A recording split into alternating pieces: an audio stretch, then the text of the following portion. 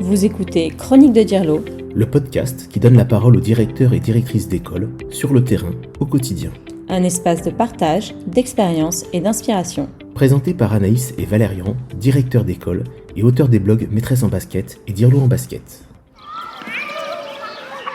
Bonjour à toutes et à tous, vous êtes dans Chronique de Dirlo pour ce premier épisode. Alors il me semble que les présentations sont de mise, je te laisse commencer. Bonjour à tous et à toutes, je me présente, je m'appelle Anaïs, je suis directrice d'une école de 8 classes en élémentaire et évidemment du coup chargée de classe, donc pour l'année 2025-2026 j'aurai un CM1, CM2 et je suis également la co-fondatrice, co-autrice du blog et du compte Instagram Maîtresse en basket.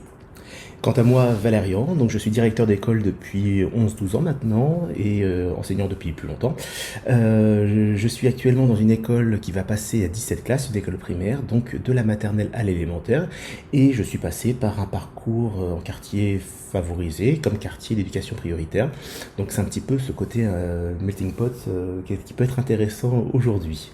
Donc nous, on a décidé de créer ce podcast pour parler enfin de ce que signifie réellement diriger une école aujourd'hui. C'est un métier passionnant, qui est exigeant, parfois solitaire, même très souvent méconnu, mais toujours profondément humain. Chronique de Dirlo, c'est un rendez-vous audio régulier pour réfléchir ensemble, partager des outils concrets et faire entendre nos voix de terrain. Très souvent, quand on dit qu'on est directeur, les collègues qui n'ont pas encore envisagé cette fonction nous disent « Je sais pas comment tu fais, je pourrais jamais être directrice. » Et pourquoi toi finalement tu es devenue directrice ? C'est un peu un concours de circonstances finalement, mais vraiment un truc tout bête. J'étais T1, je venais d'arriver dans une école, on était le 31 août, je débarquais, j'avais rien préparé l'été évidemment parce que j'avais pas d'affectation. Et on m'avait en plus laissé un CM1, mais classe poubelle, on m'avait prévenu direct, de toute façon tu auras une classe poubelle. Donc il y avait déjà pas mal de stress. Et on est resté bloqué en conseil des maîtres, mais pendant peut-être 15-20 minutes, parce que personne ne voulait devenir l'intérim de direction. Donc l'intérim de direction, c'est la personne qui va remplacer le directeur quand il n'est pas là, donc gérer les urgences. Et personne ne voulait le faire, c'est devenu un truc où moi je voyais le temps passer et j'étais là genre mais en fait j'ai des trucs à faire dans ma classe donc vraiment genre on y va, donc bon bah allez vas-y je vais le faire. Et là mes collègues me tous regardent, mais t'es sûr? Oui bah c'est bon, vous voulez pas le faire, je vais le faire, mais je vais le faire en avance, allez moi faut que j'aille plastifier dans ma classe. Bah, t'étais vraiment inconsciente en fait. Non bah j'étais inconsciente, mais totalement inconsciente. Et en fait, le truc qui était pas prévu, c'est que mon directeur à ce moment-là, c'était un bébé directeur, donc il avait des semaines de formation et il n'était pas déchargé. Ce qui fait que la personne qui le déchargeait, son complément, c'était à cette époque-là encore un étudiant fonctionnaire stagiaire, donc un bébé prof. Et là, on t'annonce que en fait, le directeur il va partir en stage pendant une semaine, donc 5 fois dans l'année, mais que comme en fait il part, c'est l'intérim qui prend la direction, et qu'à cette époque-là, quand le directeur partait en stage, c'était un Master 1 qui prenait la classe pendant du coup le temps du stage, sauf que pas possible de prendre la classe puisqu'il y avait déjà un EFS sur la classe, enfin le truc complexe. Et là, on me dit, non, mais en fait, tu vas laisser ta classe. Donc, toi, tu laisses ton CM1, tu sais, le CM1 poubelle au M1 qui arrive. Et toi, tu vas prendre la place du directeur pendant la semaine, mais vraiment, tu vas prendre la place du début à la fin. C'est-à-dire que tu vas faire ces remplacements de lui en CE2. Donc, en fait, j'étais maîtresse de CE2 pendant 2 jours. Et puis, pendant 2 jours, je suis devenue directrice, mais vraiment à être dans le bureau. Et rien à faire. Bah, j'ai rien à faire, en fait. Enfin, il n'y avait pas d'urgence, il n'y avait pas de gros problèmes. Et j'ai fini par dire à mon directeur, vas-y, file-moi des choses à faire, parce que vraiment, je m'ennuie. Et c'est comme ça que, du coup, c'est devenu... en fait, du coup, la direction est devenue un peu un travail à deux. Très, très sympa, et ça m'a beaucoup plu. Puis évidemment, le mouvement arrive à la fin de l'année. Je tombe sur une affectation à titre définitif, dans une école dans la même ville. Et là, je croise un directeur. Bizarrement, votre serviteur, qui l'a pas traumatisé a priori. Non, je croise un directeur qui avait vraiment, qui était motivé, qui avait vraiment envie d'accompagner les enseignants. Et pour le coup, ça m'a motivée. Et puis, de fil en aiguille, je me suis confrontée au quotidien du directeur en vivant avec. Et là encore, bizarrement, ça ne m'a pas fait peur. Non, non, j'y suis allée, j'ai dit d'accord, ok, je vais passer l'entretien de direction l'année suivante, quoi. Alors, moi, c'était quand même assez différent. J'ai passé mon entretien de direction en 2008. J'avais repris les études, j'avais besoin d'un défi. Je m'ennuyais un petit peu en classe, je commençais à avoir envie de voir autre chose. Et j'avais une directrice à cette époque-là, j'étais brigade, et Brigitte, je me souviens toujours d'elle, qui me disait mais viens. Alors, elle m'a présenté un petit peu, elle était très investie, très syndiquée. Voilà, donc elle m'a présenté un petit peu son métier et puis ses problématiques. Et en fait, ça m'a plu, et j'ai passé l'entretien de direction que j'ai échoué, je tiens à le dire, parce que la première fois, j'y suis allé un petit peu en touriste. Je n'avais pas le costume, c'est ce que je dis souvent, quand on n'a pas le costume, on n'y arrive pas. Donc j'en parlerai peut-être dans un autre épisode, mais je pense que cet échec a fait que ça m'a transformé, ça m'a rendu le directeur que je suis aujourd'hui. Et puis l'année suivante, j'étais dans une école dans une autre ville, et là j'ai eu l'entretien de direction. Voilà, la directrice m'avait accompagné sur ce point-là. Donc en fait, vraiment, moi, c'était le côté comprendre ce qui se passait derrière les enjeux. Je pressentais qu'il y avait des choses que je ne maîtrisais pas, des choses que je ne comprenais pas simplement en tant qu'enseignant. Et j'avais envie de tirer le rideau pour voir un peu ce qui se passait derrière. C'est plus de la curiosité, à dire vrai. Alors que finalement, en fait, moi, dans mon cas, comme du coup j'étais dans l'école du coup de Valérian et que c'était mon directeur, j'ai vu justement cette curiosité, tout le travail qui était derrière, et c'est ça qui m'a vraiment donné envie. Et pour le coup, moi j'ai passé l'entretien en 2020, j'étais sûrement la plus jeune, je crois, Moi, parce que j'étais T2 ou T3. Et pour le coup, moi j'ai été préparée vraiment de manière très très très serrée, hein. Parce que quand vous vivez avec un directeur, tous les jours il y avait une ou deux situations qui sortaient. Puis je lui ai présenté un peu les situations problèmes, c'est vrai que c'était un petit peu l'intérêt. Et ça m'a vraiment beaucoup aidé, je pense. De fil en aiguille, on est devenus tous les deux directeurs, enfin je suis devenue directeur, on était tous les deux directeurs. Les maîtresses en basket, ça existait déjà. Dirlo est arrivé après, justement. On a écrit un livre aussi qui sort le 28 août sur la direction d'école. On n'a apparemment pas très envie de dormir la nuit. Alors, est-ce que peut-être on peut expliquer du coup pourquoi on fait ce podcast ? Alors, c'est vrai que Anaïs, tu l'as très bien dit, ce podcast, quand on devient directeur, on est isolé. Et toi, l'avantage, c'est que tu m'avais pour pouvoir t'accompagner. Moi, quand j'ai pris ma première direction, alors j'étais motivé, j'étais super motivé, j'étais ravi, mais j'étais surtout très perdu. Je suis arrivé dans une école où la collègue c'était une école A et B. Et la collègue faisait la double direction, elle était en fin de carrière et elle était déchargée complètement. Et elle s'est retrouvée en demi-décharge, elle était très remontée contre le système qui lui avait promis une décharge complète jusqu'à sa retraite et qu'elle n'avait plus. Donc voilà, donc c'est cette enseignante qui m'a accompagné, qui m'a soutenu. C'est vrai que finalement les textes officiels, les formations, les conseils que j'ai pu recevoir m'ont aidé, oui, mais pas toujours à faire face au réel. Et le réel, c'est quand on vous appelle monsieur le directeur le jour de la rentrée, pour la première rentrée, c'est toujours très surprenant. Alors qu'est-ce que c'est que le réel ? C'est les urgences, les tensions d'équipe, ça c'est très compliqué à gérer, le poids administratif, les relations avec les parents, puis les imprévus permanents. Moi je dis toujours, on a l'impression d'avoir les imprévus qui font la queue devant le bureau, puis des fois elles se battent pour entrer un peu plus vite. Voilà, c'est toujours un peu le problème. Alors, c'est tellement un peu rocambolesque que sur mon école, avec mon équipe, on a donné des noms aux journées. Donc par exemple, je suis déchargée le jeudi, le jeudi c'est jeudi dinguerie. Ouais. Et vraiment à chaque fois, il y a une dinguerie, quoi. Mais le jeudi, de toute façon, statistiquement, c'est le jeudi de l'angoisse. C'est vraiment le jour où il y a le plus d'accidents, les IP, je sais pas, le jeudi, il se passe quelque chose. Donc finalement, ce podcast, nous le voyons un peu comme la boîte à outils vivante, mais aussi comme un lieu de parole libre et bienveillante.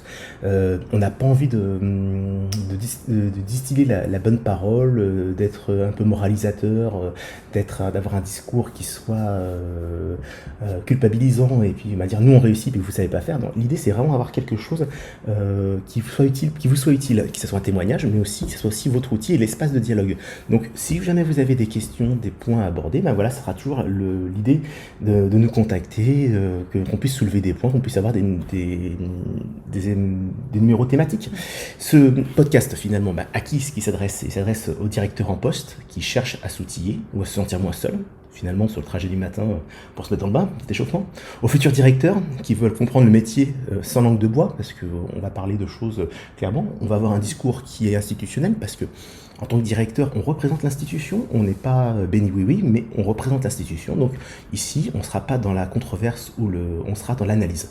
Et puis surtout à tous ceux qui, autour de nous, accompagnent l'école, les enseignants, les IEN, les AESH, les ATSEM, les élus, et les parents d'élèves, bien sûr, parce qu'il y en a beaucoup qui nous suivent, surtout dans nos écoles. Il faut savoir qu'ici, vous aurez du vrai, des choses qui fonctionnent dans nos écoles, mais aussi là où on a eu des échecs, ou des situations auxquelles on s'est pris des gros murs, hein, vraiment. C'est ça.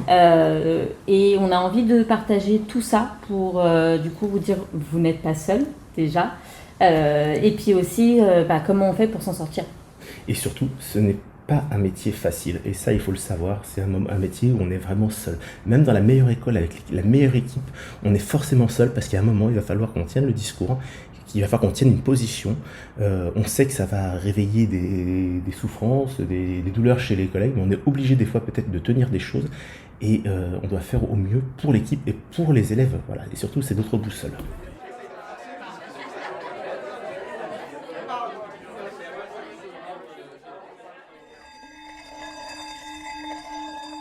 Il est temps de rentrer dans le vif du sujet de cet épisode et aujourd'hui on vous partage 3 choses qu'on aurait aimé savoir en devenant directeur.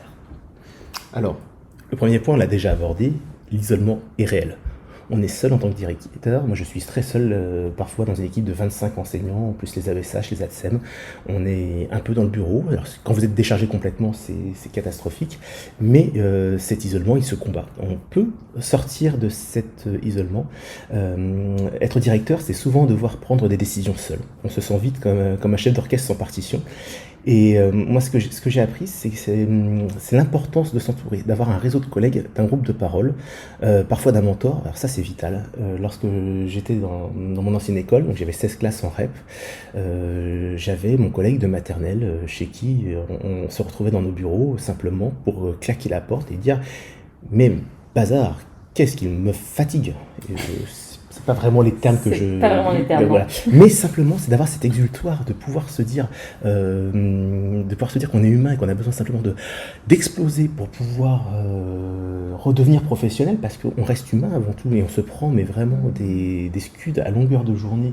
On se prend des réflexions, que ce soit les collègues, les enseignants, les collègues, pardon, les parents, la mairie, l'institution, parfois parce que la temporalité peut-être d'un conseiller pédagogique à qui il manque un tableur, pour elle, la conseillère pédagogique, c'est essentiel de l'avoir aujourd'hui, mais nous, entre-temps, on a géré un enfant qui avait été frappé par ses parents à la maison.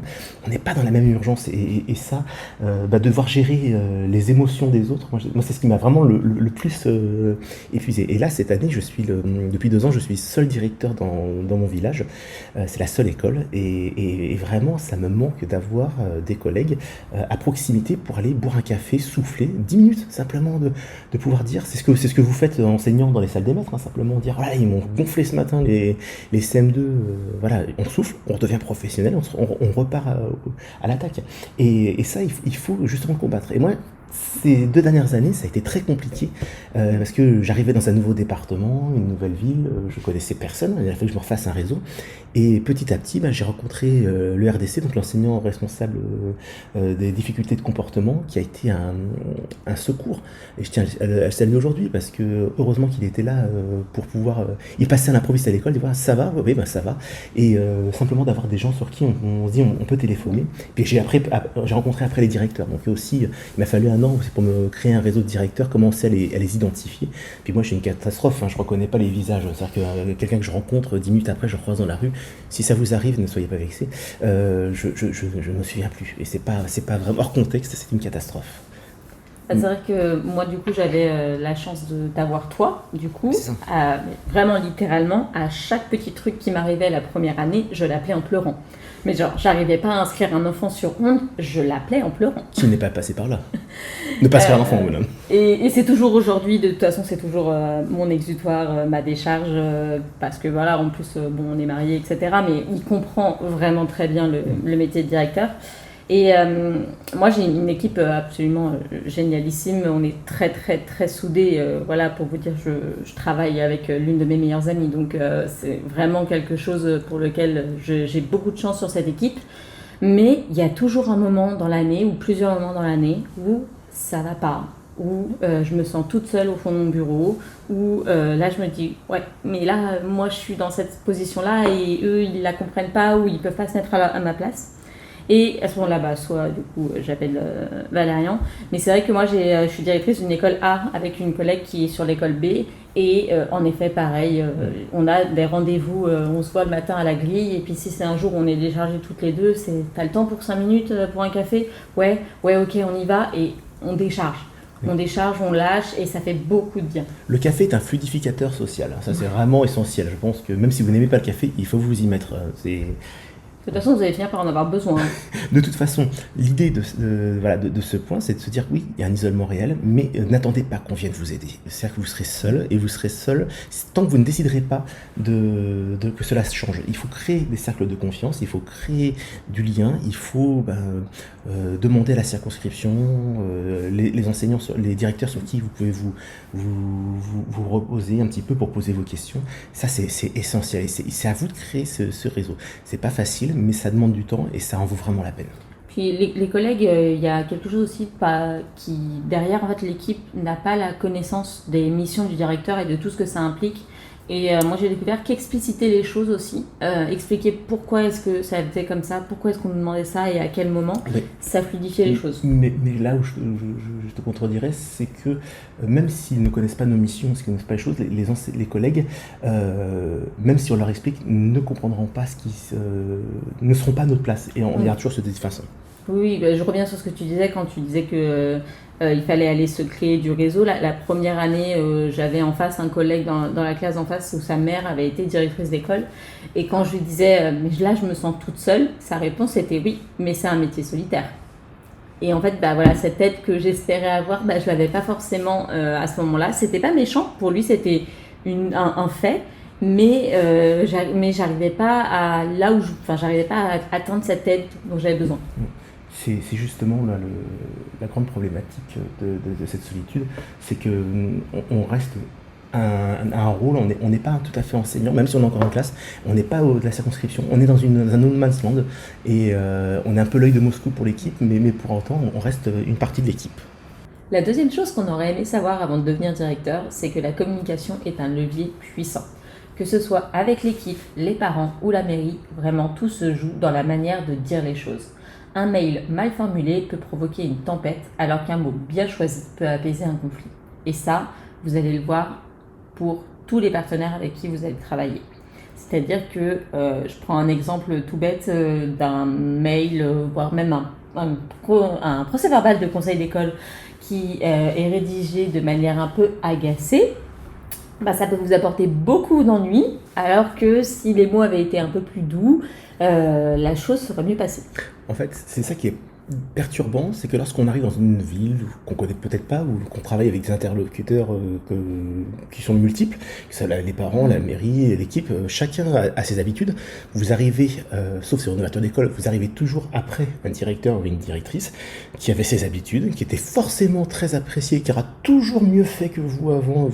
Voilà, ça de toute façon, vous serez toujours le pire. Non, les gens se feront un grand plaisir de vous le rappeler, mais voilà, simplement, ils ont des habitudes, et ces habitudes, elles doivent évoluer. C'est normal, il faut que vous êtes un nouveau directeur, il faut que vous puissiez arriver à construire quelque chose, et votre personnalité, votre professionnalité, et du coup, voilà, il va y avoir toujours un petit moment entre vous, ce que vous attendez de votre profession, de votre professionnalité, et ce que vous attendez aussi de vos différents partenaires. Et ça, il y a un temps d'accordage qui va être un peu long, mais c'est important de faire ça.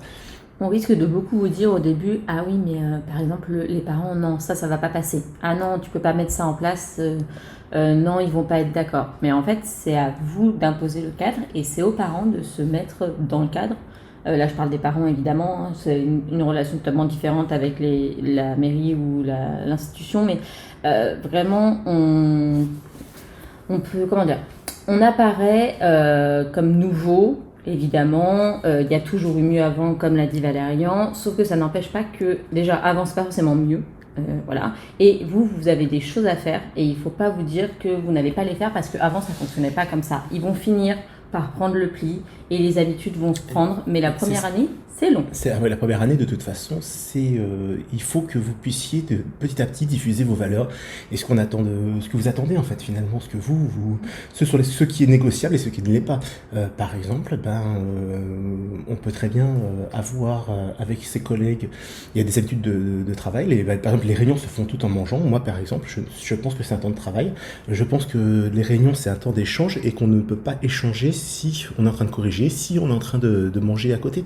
Et ça, c'est quelque chose qui a été très mal perçu dans mon équipe parce que ça se faisait avant, ça marchait très bien.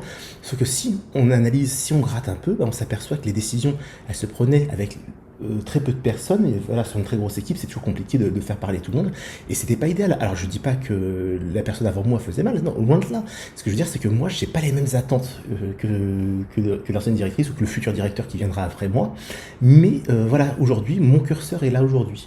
Alors oui, la communication, voilà, il faut qu'ils vous apprennent à vous connaître, mais ce qui est important, c'est que surtout ne réagissez pas dans l'énervement ou dans l'action, dans l'émotion. Voilà.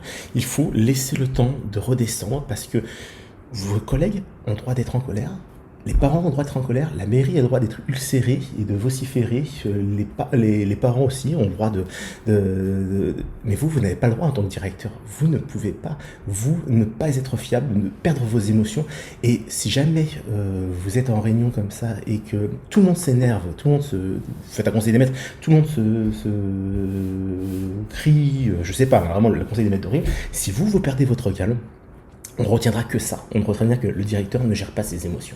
Donc, il va falloir que vous communiquiez sans dire oui à tout, parce que je pense que justement ce qu'on se disait, c'était qu'il fallait que les valeurs soient bien mises en place pour pouvoir revenir sur ce qui est acceptable, ce qui n'est pas acceptable, et de pouvoir avancer dans un cadre qui va être construit et serein. Et votre principal levier là-dedans, ça va être les textes.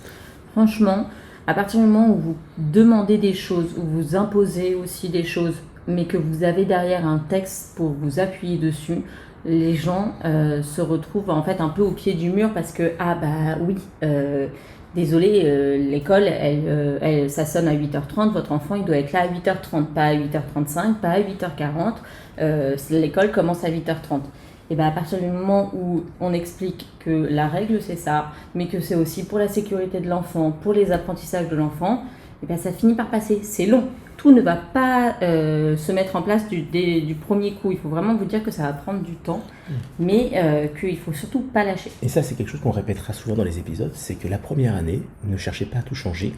Restez ferme sur certains points qui sont vos valeurs les plus essentielles, mais il y a des choses où vous êtes en observation. Et on peut revenir après pour changer justement en expliquant. Il faut faire preuve de pédagogie, mais il y a peut-être des choses sur lesquelles on ne peut pas négocier.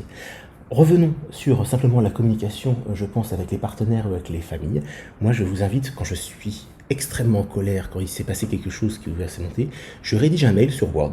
Je rédige une réponse, je rédige un compte-rendu, et je le laisse pendant plusieurs heures, voire toute la nuit, et je le reprends le lendemain. Parce que il n'y a pas vous n'êtes pas dans l'urgence de répondre à une injonction, par exemple une demande farfelue, je ne sais pas. Et puis simplement, là, vous avez le temps de laisser digérer votre colère, parce que vous avez le droit d'être en colère, mais exploser votre colère sur le papier plutôt que sur votre interlocuteur, parce qu'on vous reprochera de ne pas être professionnel à ce niveau-là. Et ça, c'est vraiment le conseil qu'on peut vous donner aujourd'hui.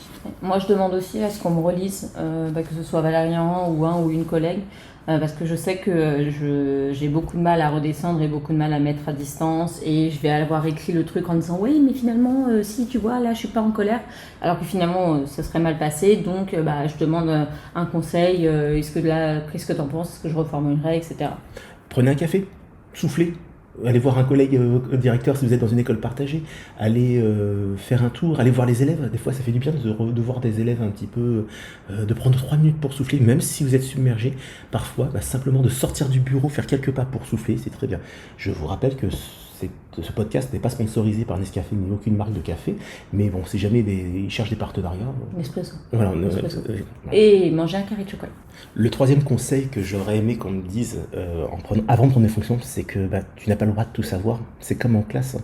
Vous avez toujours cet enfant qui vient vous poser la question et c'est compliqué, hein. Moi, en début de carrière, je croyais que je devais tout maîtriser. Les textes, les relations humaines, la sécurité, la pédagogie, l'informatique, le système social. Voilà. Enfin, mais il faut aussi des fois dire je ne sais pas, mais je vais chercher. Alors moi je pense que c'est plutôt que d'être une faiblesse, c'est un acte de leadership. C'est justement de chercher ensemble, de mutualiser les réponses, de demander de l'aide, d'avoir des références. Et finalement, ce podcast va être là aussi pour ça. On va chercher ensemble, peut-être avec des situations qui seront un peu plus spécifiques, un peu plus problématiques, et essayer de trouver des solutions ensemble. Même aujourd'hui, avec plusieurs années d'expérience de direction, il y a toujours des journées où on va dire je ne suis pas sûre, ou il faut que je me renseigne et puis je reviendrai plus tard vers vous. Combien de fois Anaïs m'envoie un document, je lui dis mais t'as pas le droit de le faire, hein. C'est vrai qu'il y a des fois, hein, je te dis mais oui. Non mais en fait on n'a pas le droit de faire ça, et vice versa, hein. Je ne dis pas que je lui donne des leçons, mais il y a des fois simplement d'avoir un autre regard, des fois là t'as bien fait de pas répondre parce que justement là t'étais un peu borderline sur cette situation. Maintenant j'ai pris l'habitude, hein, quand je suis pas sûre, je mets à distance. Alors pour ça, vous avez le code de l'éducation, vous pouvez trouver sur internet en version numérique, et il paraît qu'il y a quelque chose qui sort le 28 août, qui devrait pouvoir peut-être être possible, mais nous ne ferons pas de publicité cachée dans ce podcast, vu qu'on a déjà demandé un partenariat avec des marques de café, on va se faire gérer par l'ARCOM. Non, mais je pense que du coup, il vaut mieux pas être caché du tout, hein. Donc voilà, notre livre Organiser cette direction d'école sort le 28 août aux éditions Nathan, et on espère qu'il vous aidera. Mais voilà, et comme il donne des pistes de réflexion, et c'est l'idée vraiment de ce podcast et de ce livre. C'était la minute pub. Allez, on va clôturer ce podcast, ce premier épisode de podcast, par vous dire un petit peu ce qui vous attend, ce qui nous attend dans les prochains épisodes. Alors, vous aurez des épisodes pratiques sur des situations concrètes, comment organiser une rentrée sereine, gérer un conseil d'école, faire face à un parent agressif. Vous aurez des interviews de collègues pour entendre d'autres voix, d'autres terrains et d'autres manières de faire que nous. Vous aurez aussi des capsules outils, on y partagera des documents, des modèles, des astuces. Et surtout, vous aurez des réponses à vos questions. Vous pouvez nous écrire via nos blogs ou alors via nos réseaux sociaux, Tire-l'eau en basket et Maîtresse en basket, pour proposer vos sujets pour les prochains épisodes du podcast, mais également vos questions, vos moments de doute, etc. On vous remercie, n'oubliez pas de vous abonner à ce podcast et on espère vous retrouver très rapidement sur Instagram et sur le prochain épisode de Chronique de Dire-l'eau. À bientôt. Au revoir.